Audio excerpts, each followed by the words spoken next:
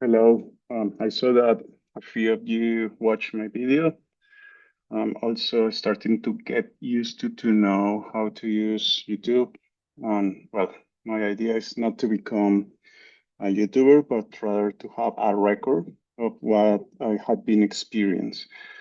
And that includes to be what is a neurotarget person.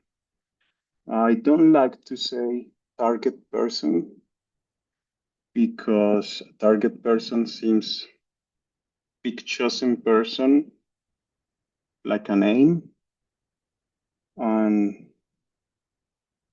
the target persons also only experience on a few of the symptoms. Um, Someone who has Havana syndrome or symptoms like a Havana syndrome is also someone that is neurotarget.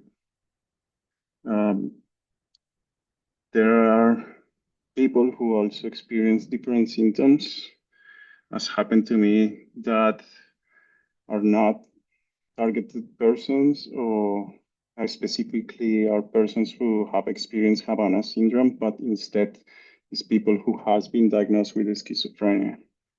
Yeah. So, but again, this is the situation. How do you know that I have a schizophrenia?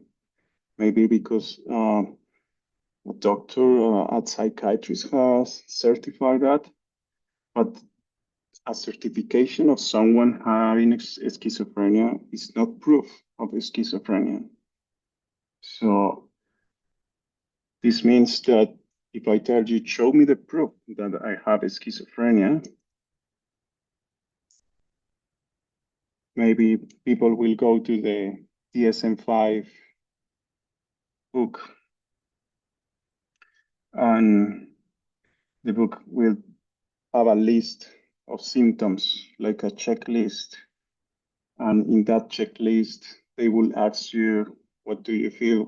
What are you experiencing? And depending on what you say, they will check and tick the checks, and then they will tell you what is your diagnosis. It's simple as that. It's just a list in which there are specific symptoms, and depending on a certain amount of symptoms that you have, then you have a diagnosis. This is to say, let's say there is a list of 10 items, and if the diagnosis says that if you have five of those symptoms, then you will have that diagnosis just because you have five of the symptoms, not necessarily because you have all the symptoms. Then people experience schizophrenia in several ways.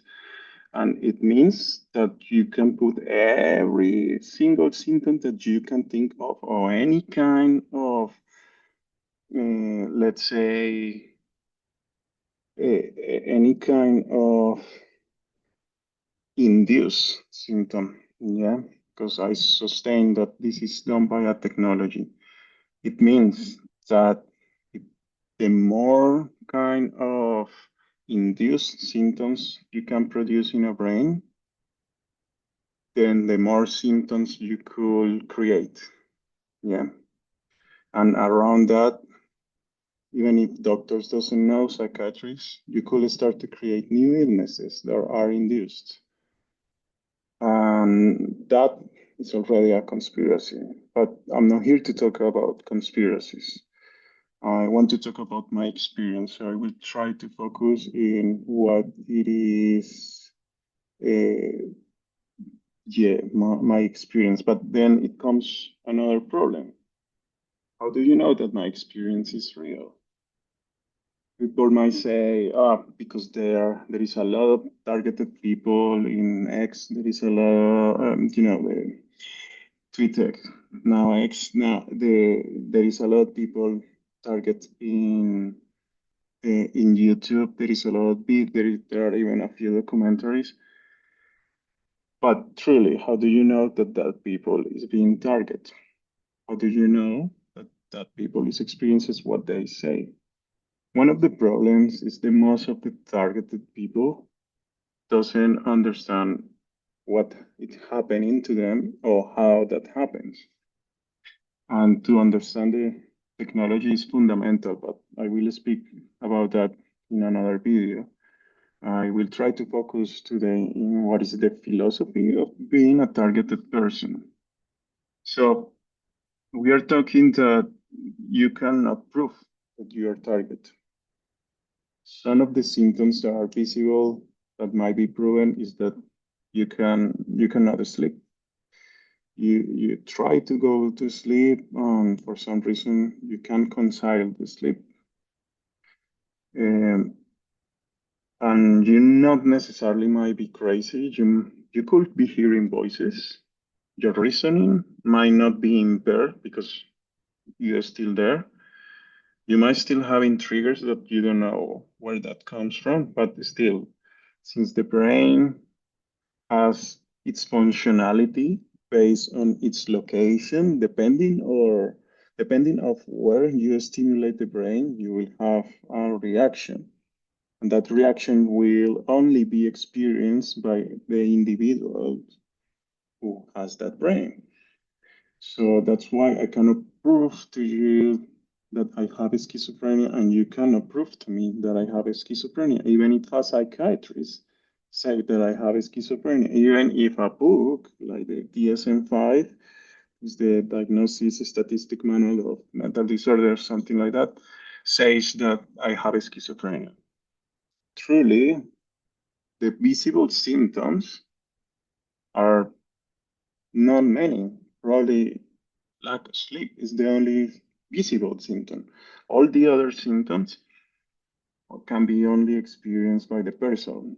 That includes hearing voices, seeing things. One of the symptoms that is visible is the mix. Word is salad. I think it's called word salad. Or, but also that can be also recreated. This is one of the situations. Sometimes it feels that I will speak certain word and I end up saying another word. Sometimes this is called Freudian sleeps, but the Freudian sleeps are related with your unconscious. I read psychoanalysis books, mainly Erich Fromm, a little bit of Carl Jung, a little bit of, I think it's Anna Freud, well, the daughter of Sigmund Freud. Um,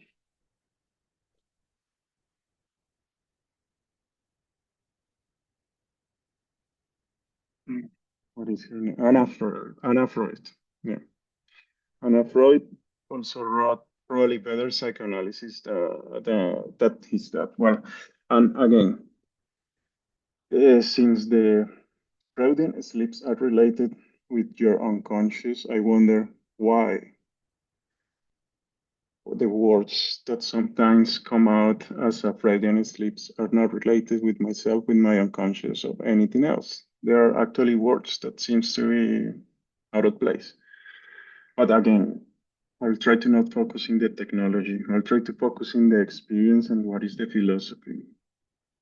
And since this works as consciousness in a way in which I can only experience it, you might think that I'm conscious because I'm a human, and you see that I can speak and I can communicate somehow, and it means that I might be conscious. But again, you have no proof of me being conscious.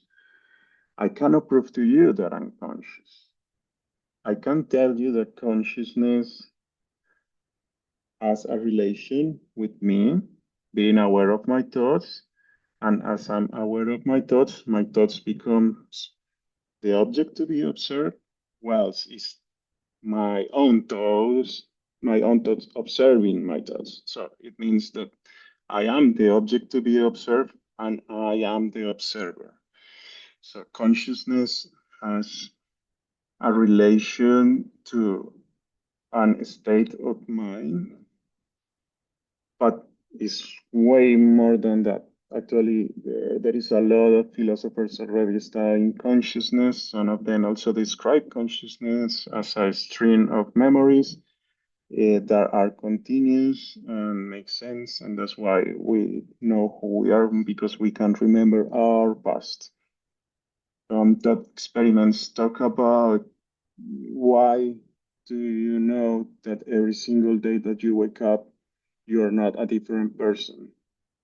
Why, if tomorrow you wake up as a person, you are not a different one? Even if you remember all the past of that person in which you woke up, then why do you know that simply you were not a different person before? Because if you wake up as a different person, then you will carry all his consciousness and then you will carry all his memories.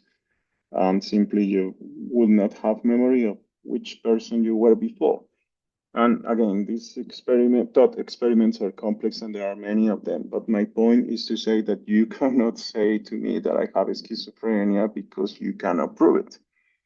Then schizophrenia is a convention in which the professionals get together and say, these are the symptoms that these persons have, and depending on these symptoms, then or the amount of symptoms that the person has, then we're gonna give this diagnosis.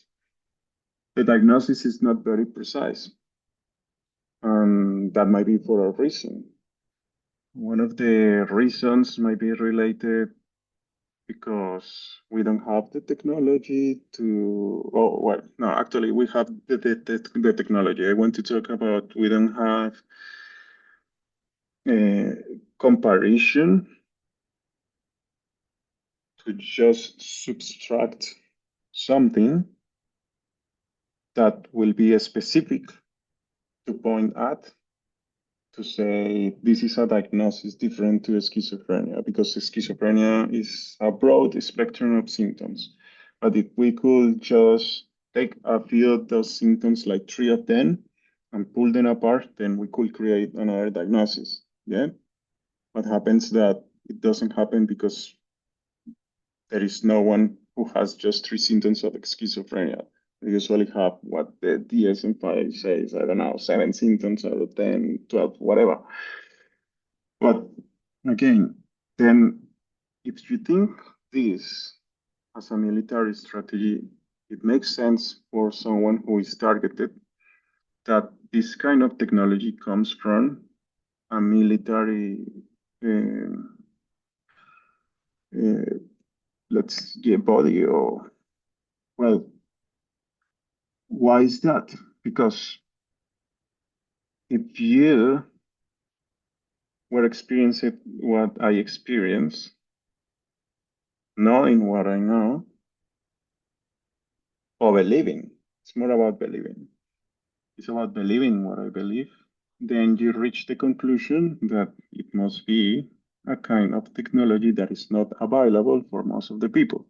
Why? Because I do not believe in ghosts. I do not believe in spirits. I do believe that God exists. God is not He. God is not she, the goddess. God must be something that we cannot understand. Because in every single sacred script, it says that God is unfathomable. God is incomprehensible for a human mind. If God made everything around us, if everything around us is also God, if God is everything and is in everything at the same time, we cannot comprehend what is God. So afterwards, I cannot attach any kind of uh, characteristic to God. I cannot say that God is a woman. I cannot say that God is a man. I cannot say that God is good. I cannot say that God is bad. I cannot say that God has legs. I cannot say that God has sex or have sons or whatever. Yeah, it's simple that. So then I don't believe also that God is capable of this. because I think that God also doesn't have consciousness. Consciousness is something that, as far as we know, only uh, just humans experience. But I also believe that consciousness might be experienced in another ways. So animals might experience consciousness in a different way. Dogs are aware when you look at them, and it means that they are aware of themselves. That's why they react differently when they are seen. It's that awareness of oneself. And it, I cannot say that God is conscious because I cannot see him. Yeah, I cannot comprehend him or comprehend her or comprehend them or whatever.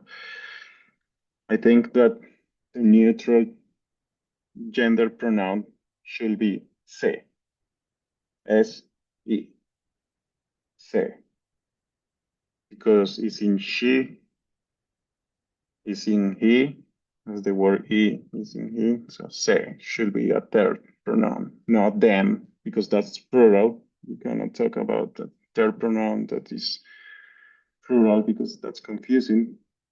Yeah, says, sem will be the plural of neutral gender, but okay, that's another discussion.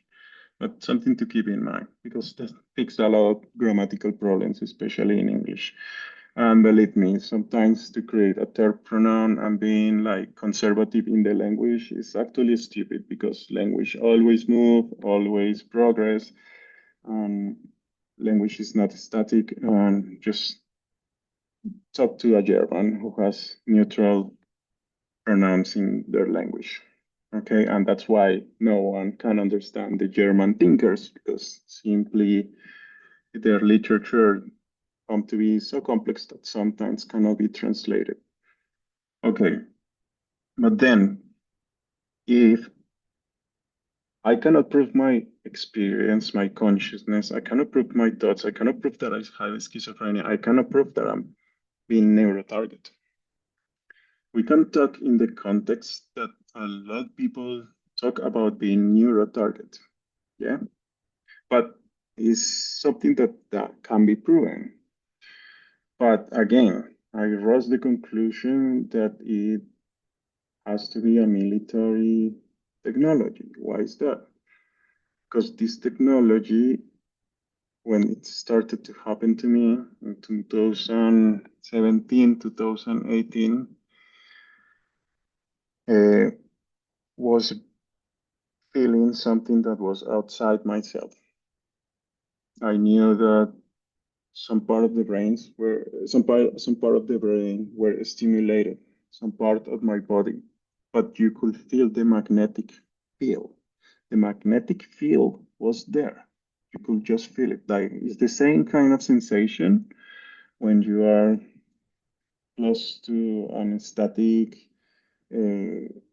charged object in which your first just are attracted to that object. Also, the Nikola Tesla's case, or also it happens when you are in an MRI machine. You could feel the electrons going through your body. You can feel the electromagnetism if you go close to a transformer of energy. You can feel also the electromagnetism when you are close to one of those Tesla lamps. So you could feel that as well. We were able to perceive the changes in the magnetic field because there is um, a sensor there, then eventually you will see the changes. But these changes are uh, as let's say as powerful as the connections that your brain does, and it means that these brain changes are very tiny modulations of energy. It's the same kind of electric energy that your neurons use, or the kind of electric energy that your muscles use to move. It's just a signal that is electrical and activates whatever it has to activate. There are experiments of transcranial electromagnetism in which people can get enhanced cognition being transcranially stimulated. If you think about that, then it becomes a matter of being precise to achieve, let's say, pinpointing certain specific changes in one brain. Then we don't have, let's say, an electromagnetic pulse that is just stimulated one zone of the brain indiscriminately, but instead it will be uh, a pulse or a field that is magnetic stimulated one thought.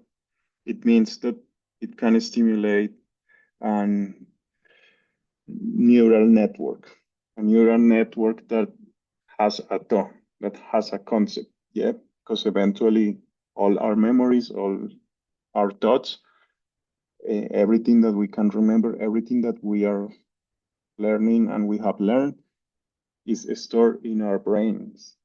It means that there is a physical component to all these ideas that we carry.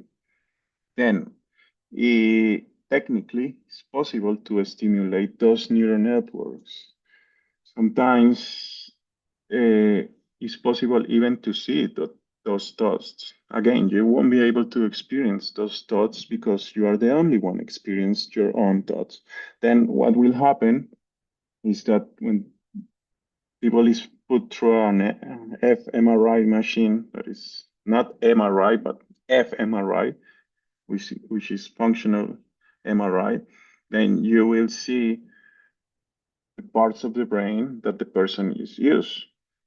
When you see that a person is talking about a memory and a part of the brain lights up, it means that that memory corresponds to certain part of the brain.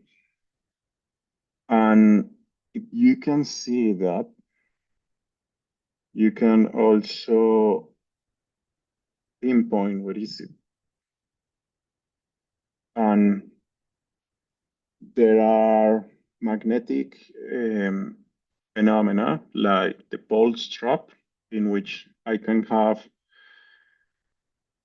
3 antennas that send different signals. This signal is not a complete wave, it's just a partial wave in which the 3 antennas collide in one place, creating the wave. So if I capture information from one antenna, I won't have any information about what is transmitted. But if I have information about the 3 antennas, then I will be able to locate where is this going specifically. Yeah, and what gonna happen if I could catch the 3 antennas data or signal, but still it's very complicated because you need some kind of computing process to understand where those signals should order. If I have one antenna here, another antenna here, and another antenna here, I don't know if the signal is directed to a specific point of the triangle. Yeah.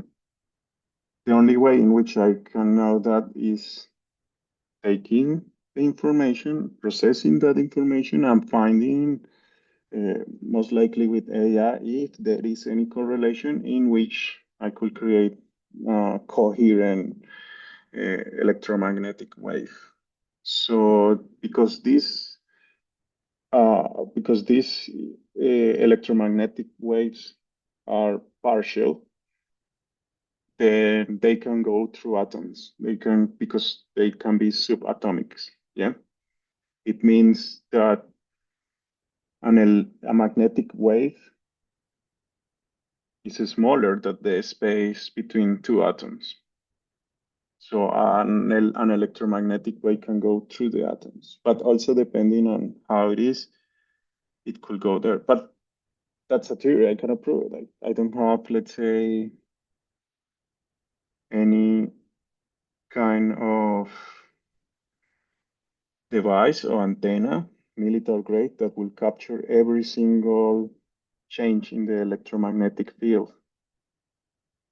It could be even something that is uh, more simple, like nanobots. Nanobots that works as antenna and collect information.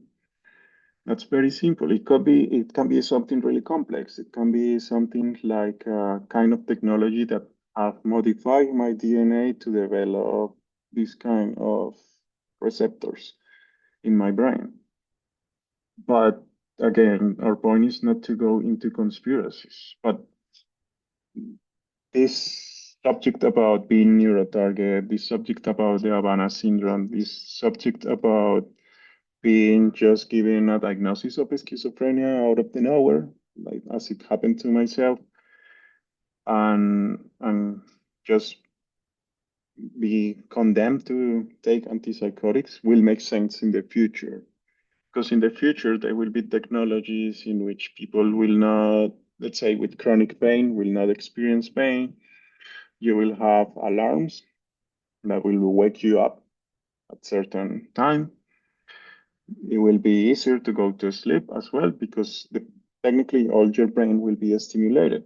You will be able to see the part of your brain that is taking care of the skill that you want to learn, and depending on the changes in your brain, then you will be told how much you have progressed or forget about something.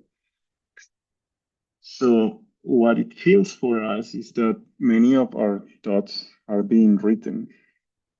And this is as complex as when I speak, there is a part of my brain that connects the concepts and then translate that in a speech. And then once it's translated in a speech, then the signal to all the muscles that I should use to transmit a speech are activated.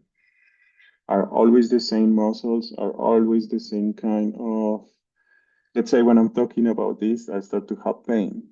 But it means that if I have pain, just telling you this, I'm being punished for it.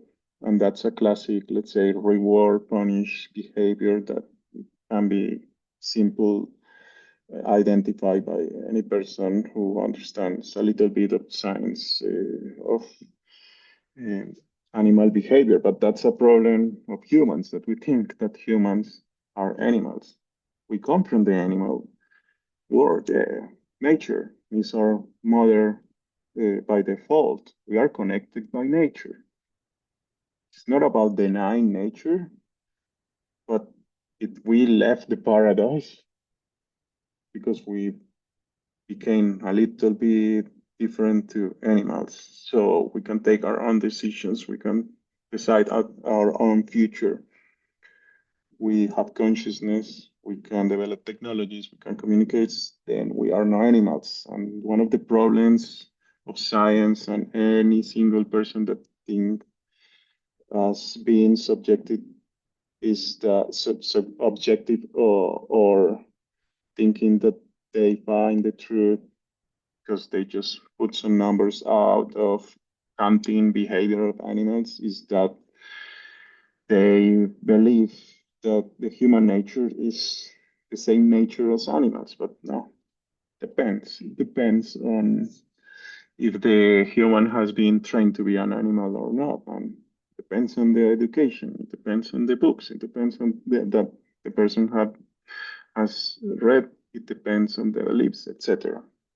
Now, coming back to what I was saying, if we were able to just locate that place that lights up every time I'm talking, you will find that that place can be decoded by AI, and then we will find what the person wants to say even before it happens. And this is something that you can determine easily because my speech, every single movement, etc. First is a thought, then is the expression of that thought. The signal has been sent to the parts that it should be activated, and then the signal complete what they should be doing. Now, to be a target person is to live in a world in which you always will live uncomprehended. You always are deemed as crazy. Yeah. It doesn't matter how intelligent you are. It doesn't matter if you know quantum physics. It doesn't matter if you know about electromagnetic pulse. It doesn't matter if you understand politics. It doesn't matter if you understand or read some history. It doesn't matter how many fields you could dominate. You can approve what you experience. And that's the point. It's a strategy that if you think is done, so it cannot be discovered. The less proven it is something, the more it is hidden. And under that logic, it, in my experience, because it feels designed, then it was designed in that way, in a way in which it should not be discovered.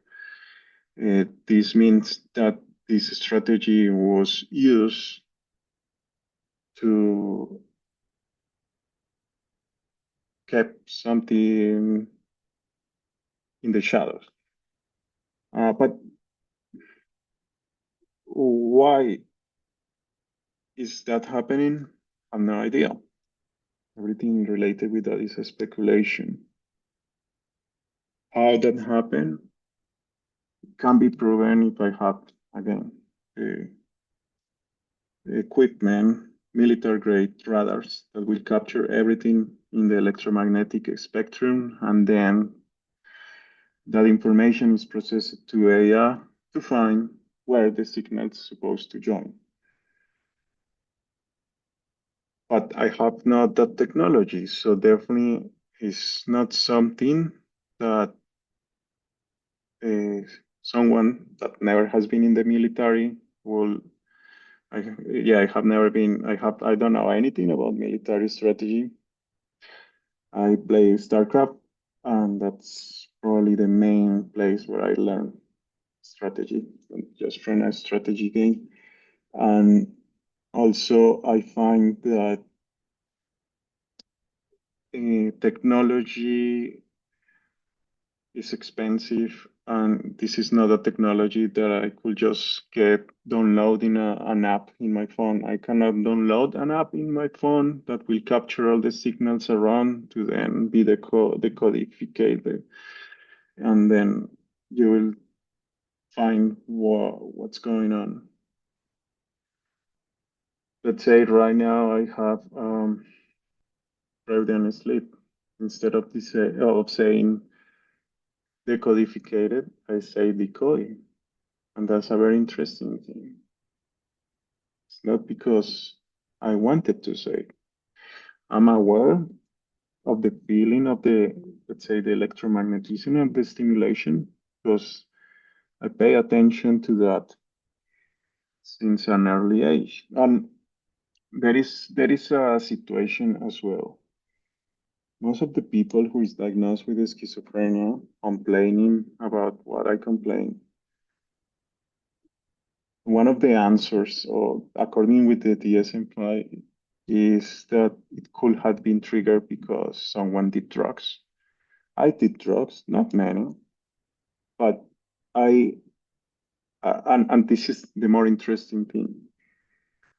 I started to do drugs because I wanted to see my brain, the reaction of it. How do I react to them? What are the changes? What it changes about my thinking, my perception? So I didn't take them because I thought it was fun. Even if I was in a disco, Even if I was with friends, I never thought because I just was gonna take drugs because it's cool. No, I always thought I'm gonna try this because I want to see the changes in my brain. And I always was careful to take small amounts of it.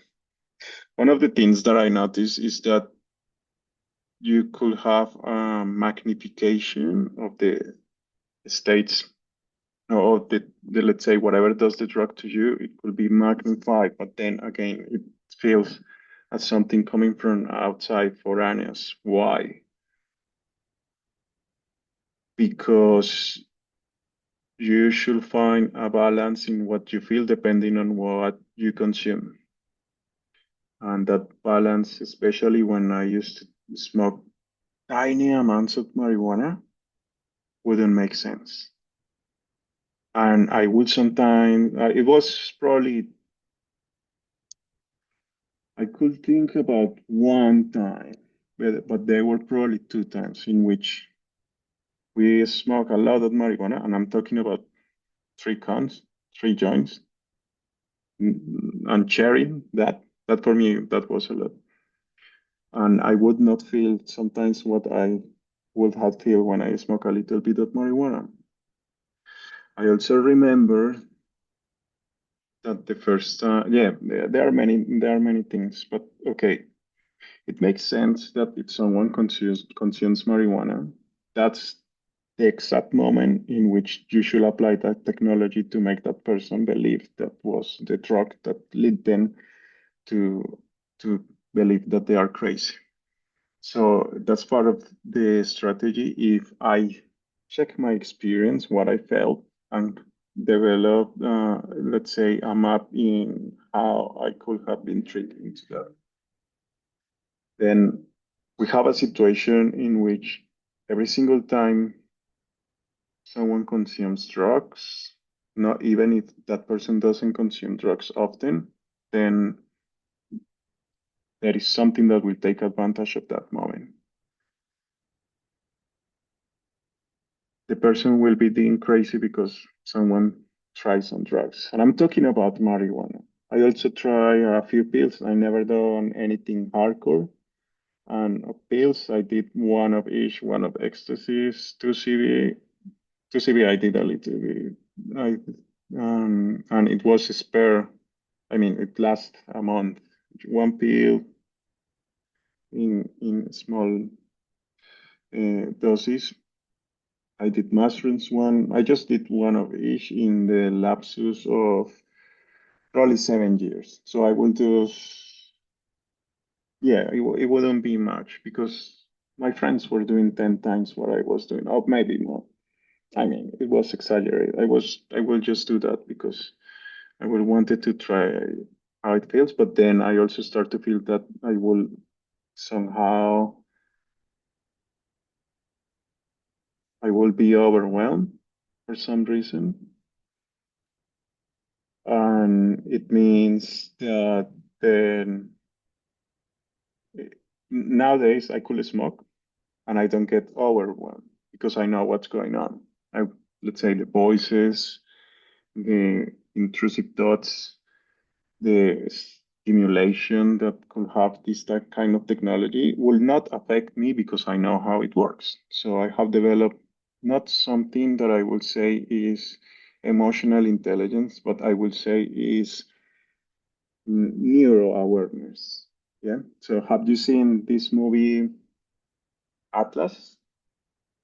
Jennifer Lopez at one stage remembers something, and the AI talk about that instant that she remember and point to her. It was your fault because you thought about that, so I could capture it. And then she was like, yeah, I'm gonna be more careful. That's the situation. That's the future. And it means that there is already a kind of technology that is wireless. I don't have to have these earphones for that to happen, but it's wireless in which what I experience means that thoughts will be subtracted, can be read. etc. I'm not really sure if that technology is that developed, but definitely there is the possibility to send voice to to your nervous system that is corresponded to the hearing. Now, this is something called B2K, voice to school. Yeah, it's a very well-known term, and there are apparently patents, papers. There is people talking about it openly, etc. But having voices is one of the symptoms. Yeah, the experience of life is different because imagine I never did any crime. Let's say let's say there is someone a criminal in society, and that person commit a crime that cannot be processed, maybe because the victim doesn't exist, but the government knows that that person is a criminal. So then it makes sense that you will apply this kind of technology to make him surrender or something, to pinpoint someone that you don't want in society. But because that's the social contract. What happens to me is that I did nothing wrong. Look, this started to happen in 2018. I've never done any criminal activity that will be considered, let's say, grave. Uh, and it's not just about doing a criminal activity. I cannot remember that I've done any criminal activity. There will be, let's say, people that might be related with, I don't know, transnational crime, then you will apply this technology to them. I do believe it will make sense. People might be in another country, might be in your country. You have no proof, but whatever makes sense. But I never done anything like that. Maybe there is someone who has a plan or is developing a plan against the government, against the system of your government. I never have developed a plan. Never have been thinking about it. Actually, the idea is to follow the social contract. So I've been politically opinionated, but democracies, the point of democracies is the political freedom. If you're not political free, you are not free. And this is a conclusion that was done by Anna Arendt. You are not politically free, you are not free. Freedom requires the possibility to be someone in society who can transform society because their involvement in politics. Yeah, that's more or less the liberal democratic tradition. Now, let's say there is someone who is a pedophile. I saw in I saw a news about this sociologist. I think it was a woman, and this sociologist posed a thought experiment that people who has taboos about just thinking saw as enough for that person to lose her job. So she posed this problem. If you are a pedophile, the problem of being a pedophile is not thinking or desiring to do the crime. The problem is that you become that or a criminal, you become a pedophile after you have done such crime. Then it will make sense to have that people in check because statistically they might be more likely to do that. But as a thought experiment, you will think the person is a criminal for thinking that or believing that. I do believe that's, let's say, a mental illness that is also unrelated with what we call sanity. Yeah, and it means that, but thinking about, is the person already a criminal for that without doing the act? Then you can think about not even considering any act, but then you can think about the possibility of someone who is risky for society. But that's not my situation. I have never been involved with minors, and I have never, I mean, I don't get turned on by kids or anything like that. So then that's not a reason, okay? Why I'm talking about that? Because I'm talking about the possibilities in which you could use this technology, and studying policy. So it means that in which cases this could be applied. And I don't see myself as someone who has deserved this. Look, once they diagnose you with schizophrenia, you have to take antipsychotics, and antipsychotics take between 15, between 10 to 20 years of your life. So if you, let's say, if someone decides that person has to be target, means at least that person's life will be reduced from 10 to 20 years. That's one of the things that we have to be, let's say, concluding in this video, because we are thinking about the philosophy of doing this, about the philosophy of the target people. Yeah. One of the issues of doing certain is that it's not your will, especially if you are unconscious. I mean, there is people who cannot have the reasoning to think every single of my thoughts is mine, because I'm checking my thoughts every single time.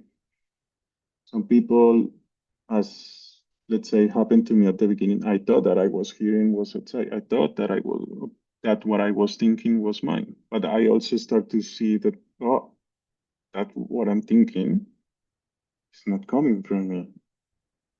That what I'm hearing is actually coming from my brain. It's inside, it's not outside. Many so we have a Havana syndrome, target people, and there is another phenomenon that is called gun stalking. Gun stalking. Gun stalking is people who thinks that they are being followed. But what happens is that they think, no, they don't think. Oh, well, they think that their perception of the senses, their hearing, is coming from outside, from the environment. Uh, People who complain about gun stacking has not noticed that all those perceptions are coming from their their phenomena happen inside their brain, and it could be as well, could be done by many kinds of technology. There is not only one technology that can be done by that. As I say in my first video, I study electrical engineering, didn't finish it, but I mean, you just need to know everything about electromagnetic waves. You need to know how the electron works. And it's only one particle that makes everything, yeah. So to dominate the, let's say, to dominate the physics of an electron, you dominate the whole electromagnetic spectrum. And well, and uh, I also study philosophy. I did my bachelor in politics, philosophy, and economics. I study sociology by myself, etc. I'll talk about that in my first video. So this is just to tell you about, and I'm currently studying national security policy, doing a master's, and I'm talking about this because there is no way in which the police will believe me. There is no way in which here in Australia I call Asia and I explain my situation. They would say, "Yeah, we understand you." No, they think you are crazy. especially if they ask you, okay, you are telling me this, and they ask you, have you been in a mental health hospital? And you're, yes, I was there 5, 6 years ago. Okay.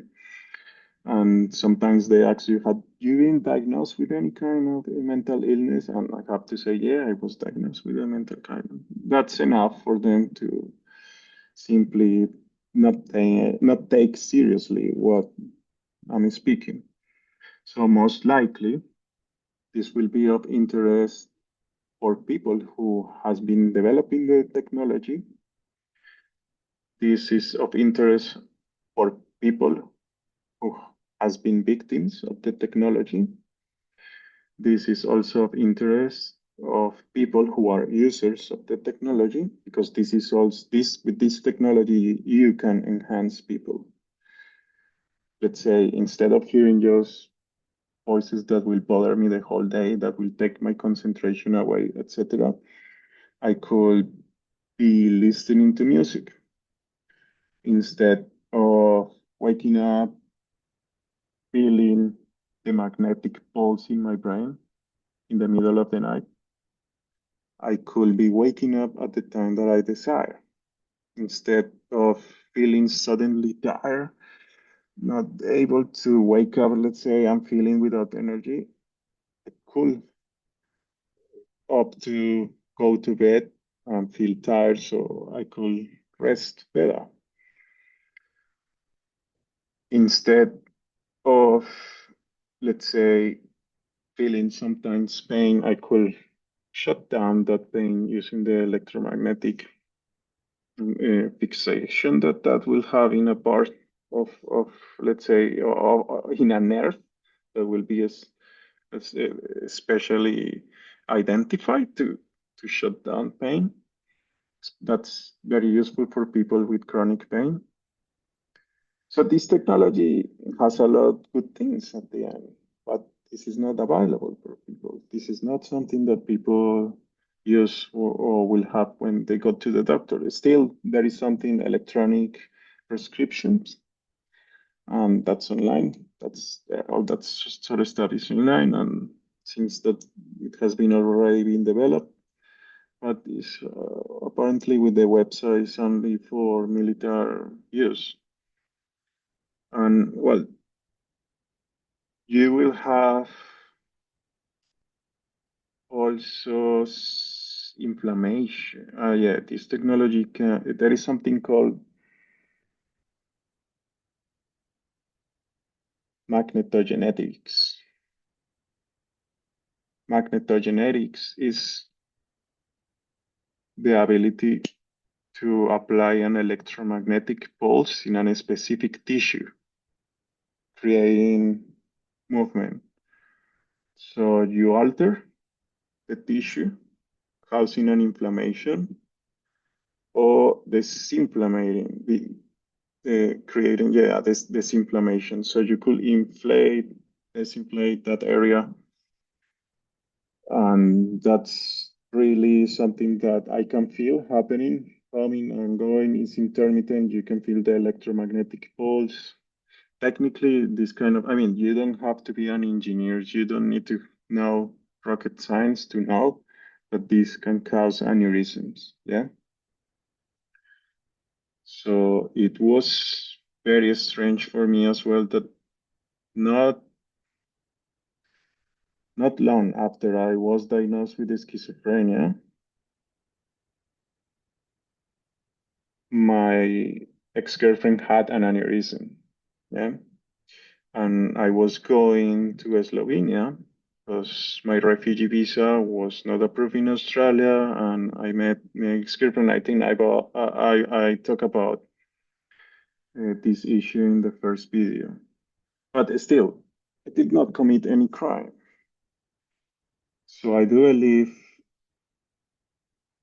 the idea to place a person in a situation that cannot start a life, cannot be accepted by society, because most of the society doesn't understand how to react when someone has a mental illness.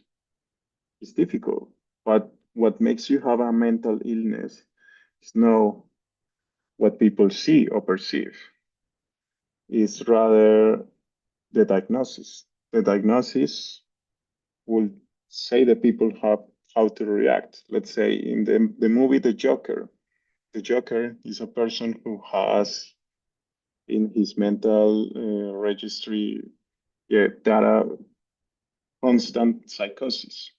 Constant psychosis is the definition of schizophrenia. Yeah. And the Joker has schizophrenia. They never say in the movie because they don't want to create the stigma. But precisely the movies. Oh, and in another video we talk about propaganda.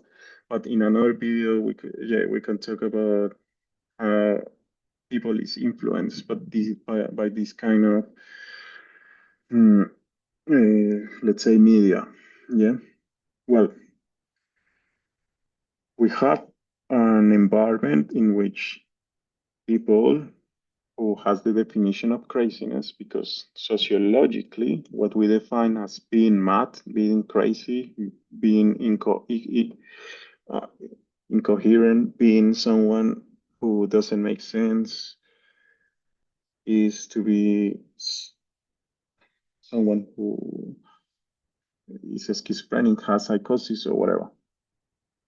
So then to be someone who has been neurotargeted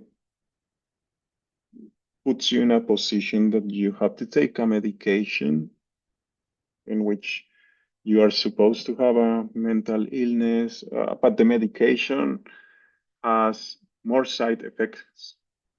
Okay, this is important. The medication has more side effects than the illness. The medication takes away between 10 to 20 years of your life. The medication makes you have impotence. Yeah. Then if I want to have sex, I have to take another pill. But before having sex, I need to meet someone and someone who will really want or to be with you or have a relationship will think it twice after you say to them that you have been diagnosed with schizophrenia. So you have to take more medication to reduce some symptoms. The antipsychotics, well, it's something that you should not try unless you are, let's say, um, guided by professionals and in a controlled environment. But the antipsychotics is is something unbelievable. Okay, they are affecting your brain as much as a hard drug. Yeah, they affect your brain because they shut down your brain. So technically, the fact that you are forced to take antipsychotics, and I say forced because if I don't take them, then I'm not allowed to sleep. If I'm not allowed to sleep, my brain starts to degenerate, even if I'm perceiving things that doesn't make me behave incoherently. Then, if I'm taking the antipsychotics to shut down my brain, it means that whoever decides to put you in that situation wants your brain to be shut it down. Why? Why would someone will do that to me if I'm not doing anything criminal? I have followed the social contract. I have followed all the rules. I have nothing to hide. And that will make a problem for someone. Because especially right now, which I noticed that might be a political issue, is that just recently all the symptoms changed and they had been more aggressive. Technically, the same day after the election of Donald Trump. And just by casualty, I was experiencing the first symptoms during the Trump government. I'm not saying that is Trump,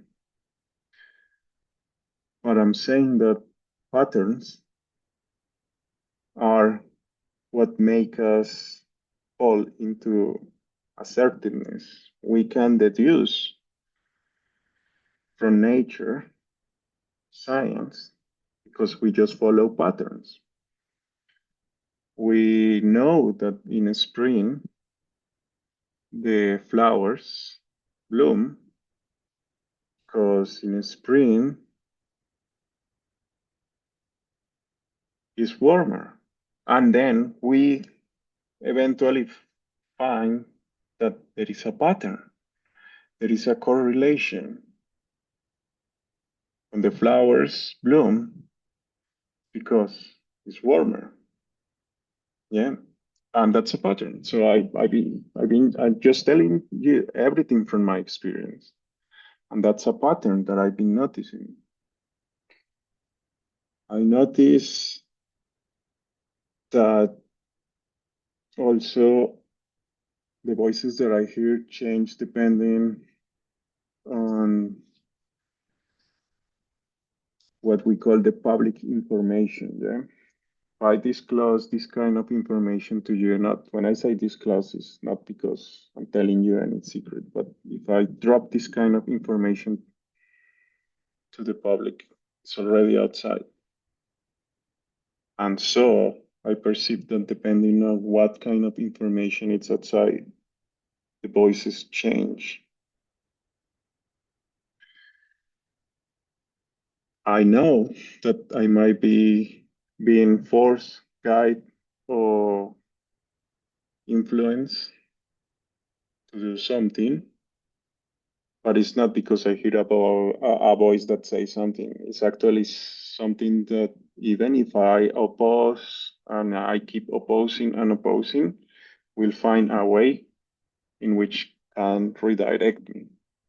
Not saying because I'm doing what is specific or supposed to be done by myself, by someone else, but it is because I feel that eventually they want me for something else. Why? Because the first time that I entered to hospital, I was induced these thoughts. I mean, these take hours. Yeah, this take it's a situation that develops in hours, days, and months. But I I reached the conclusion that I had a bump in my leg, and I thought that the bump will explode.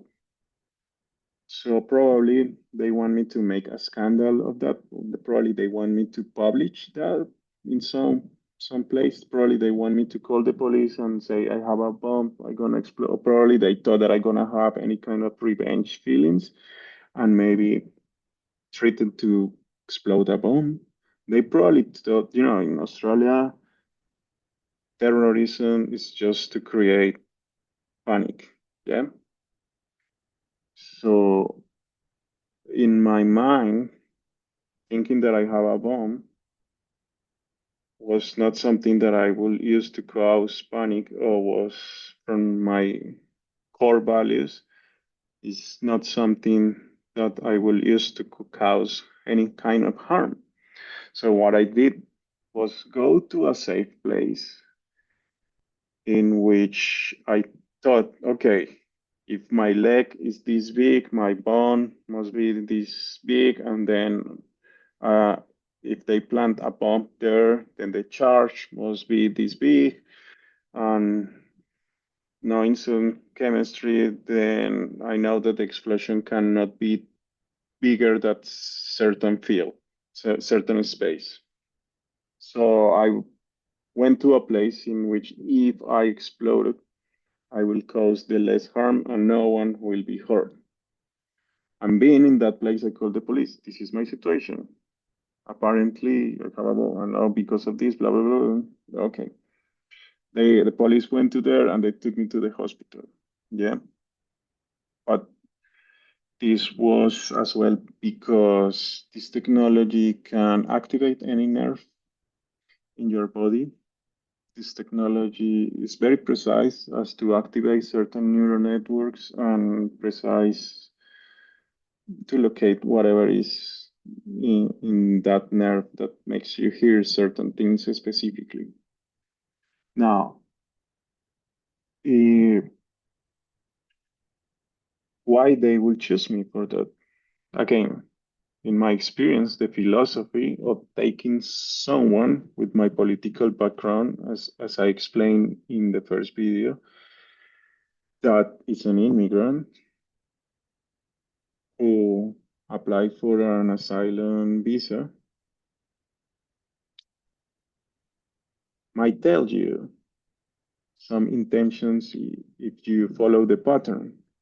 But let's keep it um, as an option whilst we try to deduce another things following patterns. Yeah. First, I was very vocal against most of the right left wing, but always under the social contract. It was just a speech. I never induce any kind of a speech that will cause harm. Speech has limits, but I will not use a speech that will cause anything like,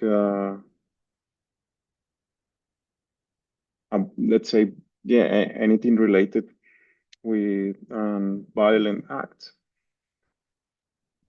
There are situations in which a speech can be dangerous, but I was sure that the environment in which I will use that speech is is never one of those situations. Yep, you are in a if you are in a theater that only has one entrance, the theater is full of people,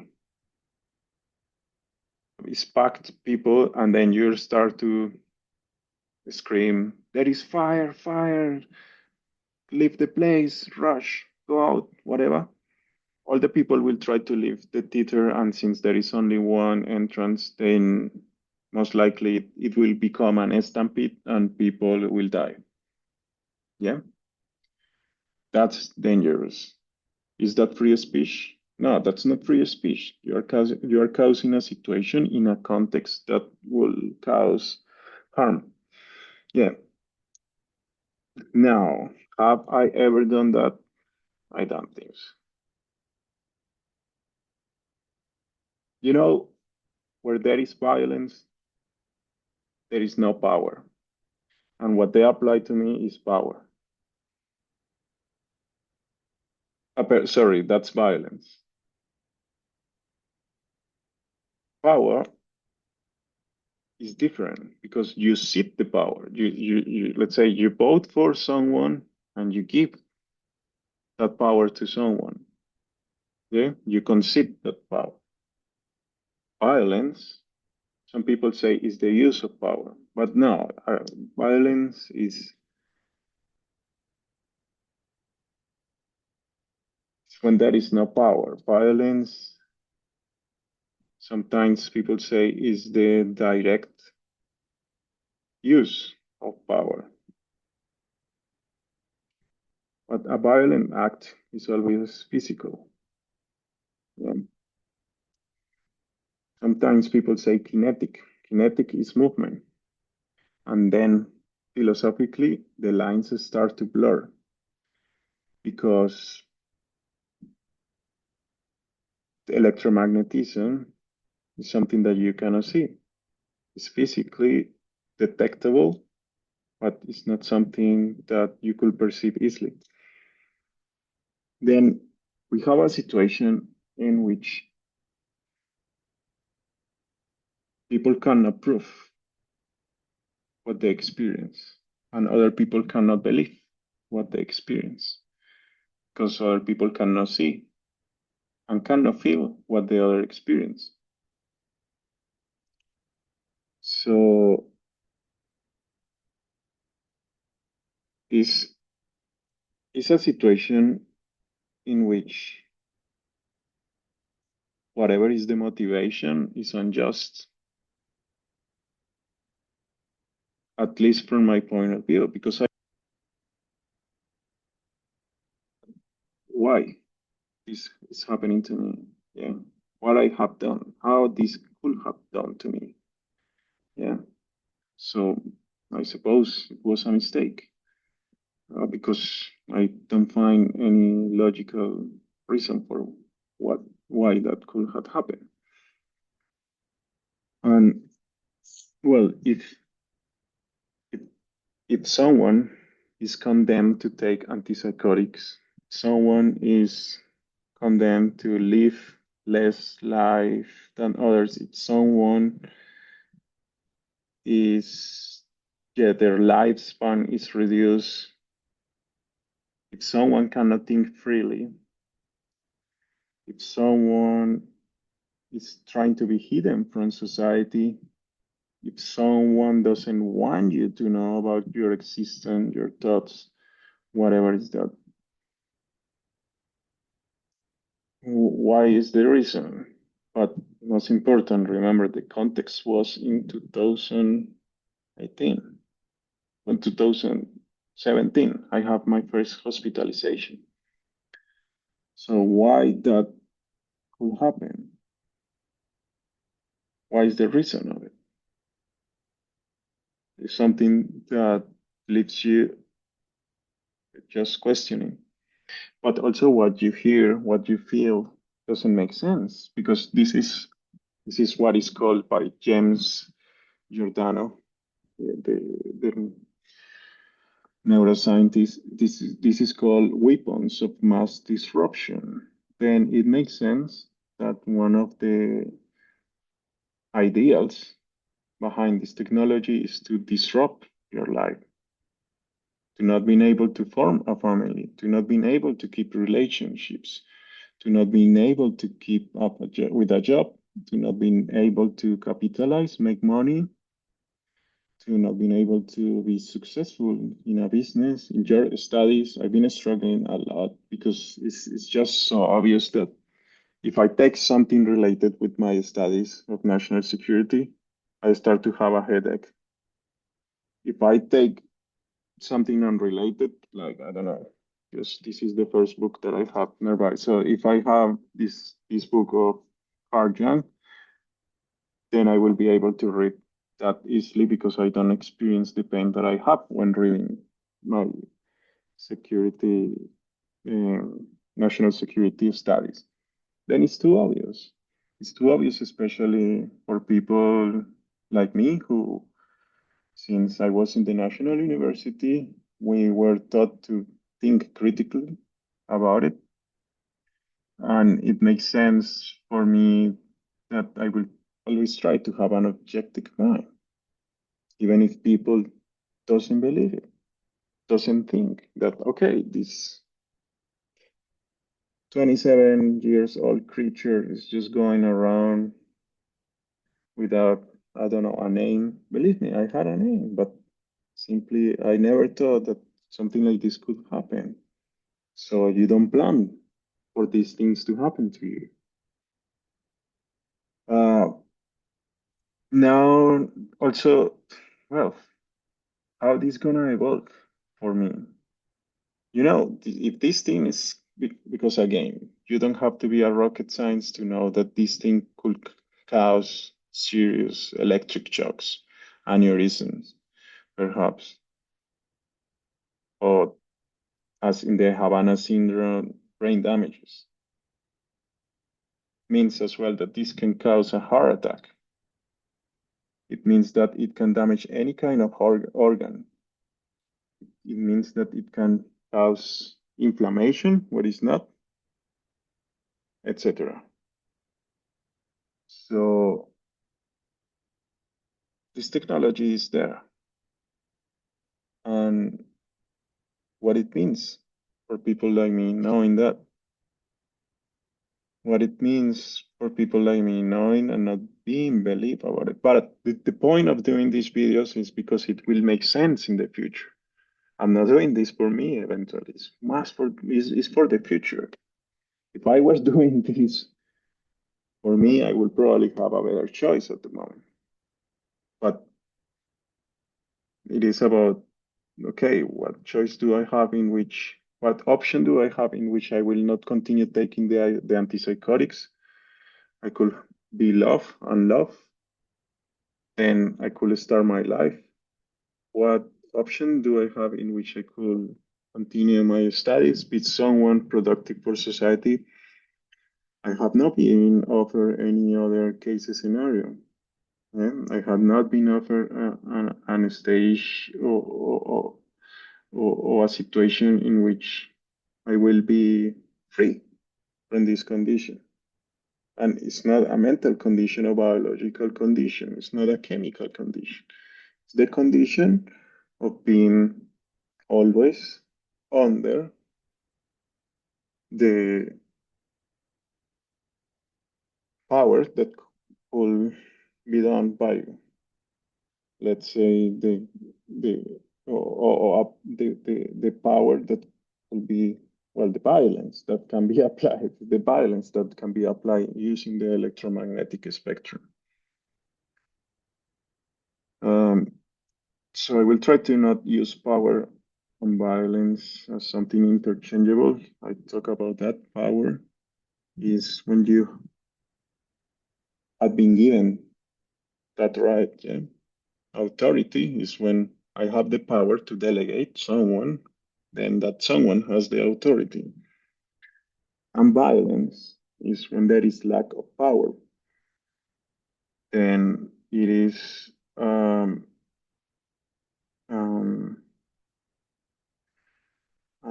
you know, animals, we can say that they are violent or they apply force or their animal instincts, but they do it for a reason, yeah?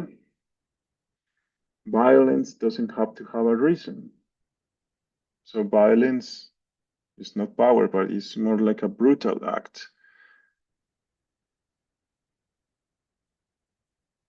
It might be a last resource of someone who is a coward, someone who is, sometimes we can feel fear, but we choose how to react to that fear. We choose if being brave or being a coward. We choose if run, especially when you have time to meditate, especially when you have time. We choose if I choose the perception of the others over me, or I choose what I deem correct for everyone. Yeah, and that's the situation. I had no choice. I had been condemned to live as a crazy person, and it doesn't matter where I go. Yeah, people doesn't want to know about you. You are not interesting because whatever you say will be crazy. If I do like this with my hands, and people know that I have schizophrenia, they would say that I do that because I have a schizophrenia. People might say that I'm disorganized because I I have a schizophrenia. But that's part of the disruption, the mass disruptive weapons. So philosophically, it means that you are contained, that you cannot relate with other humans, that your relationship with other humans is hindered because you have been taking your whole humanity away using a technology. And the technology, you have to question if the aim of this technology. I do believe there is a lot of people working in. Is this technology developed for helping the humanity? You'll see. Usually, scientists like to think that. Otherwise, scientists could be followers of scientism, in which they think that all the answers are given by science.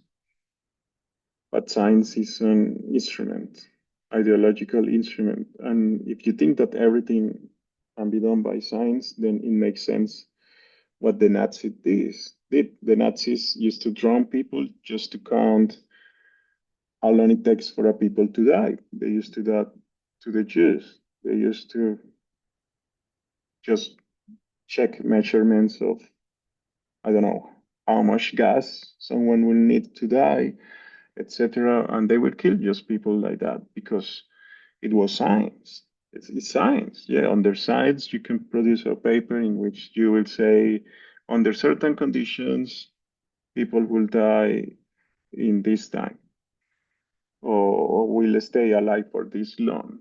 And that's science. So it could be possible that they are doing this just because they want to take these kind of measurements from me. And it, this kind of scientism, I think it's not useful for humanity. It's precisely what we can call evil. So when we think about having someone in isolation for a long time, forever, not being able to relate with other humans, something difficult for for me, something difficult for the person who experienced it. I've been able to do that because in Australia there is some support through the NDIS, and at the same time I have dedicated a lot of time, hours and hours to study, not this thing itself, but to comprehend the work, which and I think that I don't want to make this recording that long, but I will leave it there. Also, my earphones just run out of battery. So I'll be glad to have any comments or anything related with that. If you want to hear about anything specifically, I also want to keep developing this idea about the philosophy of being targeted or neurotarget. That's a proper term for everyone that has been experienced these kind of symptoms like Havana syndrome, Camp-Starkin, and sometimes misdiagnosis, etc. So also, as Dean reveals, we can think more about what is the condition in which people is condemned to live because was the choice of someone, or someone has chosen that, or we don't know. But this is a way of being a human that is about the power of the human itself. Yeah. So this is an environmental condition that has been done upon myself. This is not something that makes sense ideologically. This is not in my position. That I mean, Australia is not something that makes sense. Yeah, in my environment, position, background, etc. So I'm still trying to answer that. I'm still trying to find meaning to my life, in which, let's say, I could contribute. It doesn't mean that I want to stay in this state. I want to live this kind of state. I want to experience my own body chemistry. I want to being able to think freely, not being punished. And technically, it's about being free. Yeah, of course. There is limitations in free speech. There is limitations in the social contract, but precisely that's why it's a contract. Yeah. Thank you. I leave it for today.